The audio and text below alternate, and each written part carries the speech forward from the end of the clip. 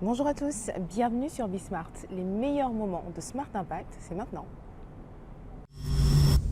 On nous oppose presque deux grands schémas, capitalisme néolibéral, ravageur qui détruit tout sur son passage, la planète, les hommes, etc. Et puis un autre système ou un autre modèle qui serait celui de la décroissance, de l'effondrement.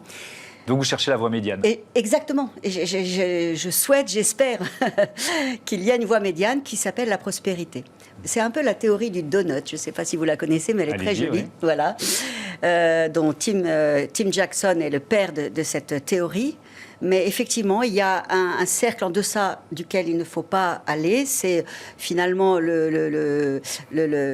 tous les services pour la société, pour l'homme, éducation, santé, etc. Et la limite extérieure, c'est finalement le plafond au-delà duquel il ne faut pas aller pour ne pas impacter la planète, trop ponctionner sur la planète. Et il faut se situer entre ces deux cercles. Alors, ce qui est intéressant, c'est de voir aussi comment les salariés perçoivent leur qualité de vie et leur qualité de vie au travail. Il y a cette étude réalisée par l'Institut BVA et le CSEP, et ça date de février 2019.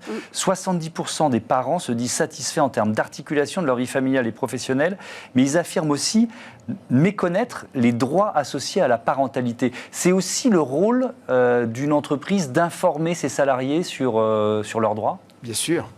Ça aussi, ça fait partie des éléments du contrat confiance. Aujourd'hui, évidemment, on attend des entreprises que sur un certain nombre de sujets, par exemple la parentalité, on attend de l'entreprise qu'elle accompagne des évolutions de société profondes. L'entreprise n'est plus cet acteur qui jouait dans une sphère bien définie, qui était celle, en gros, de sa performance économique et financière et de délivrer le maximum de profit. On voit bien la raison d'être, le débat sur la raison d'être, Danone qui devient une entreprise à mission. Donc on voit bien que toutes ces entreprises aujourd'hui, elles acceptent l'idée que leur rôle, leur responsabilité va bien au-delà. Et puis on a des jeunes collaborateurs qui, effectivement, n'ont pas les mêmes relais que dans le passé, où les organisations syndicales n'avaient pas les mêmes moyens qu'elles ont aujourd'hui, et qui sont très demandeurs de la part de l'entreprise que dans l'expérience salariée, comme on l'appelle, dans le contrat qui va lier l'entreprise au salarié, figurent des éléments sur la qualité de vie au travail.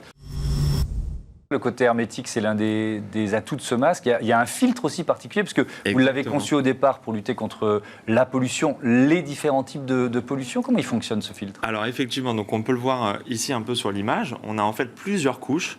Chacune des couches a fait un travail bien particulier. Ouais. Donc les toutes premières filtrent en fait les grosses particules. Celle-là filtre les particules microscopiques. Et puis ici, on est carrément dans les particules nanoscopiques.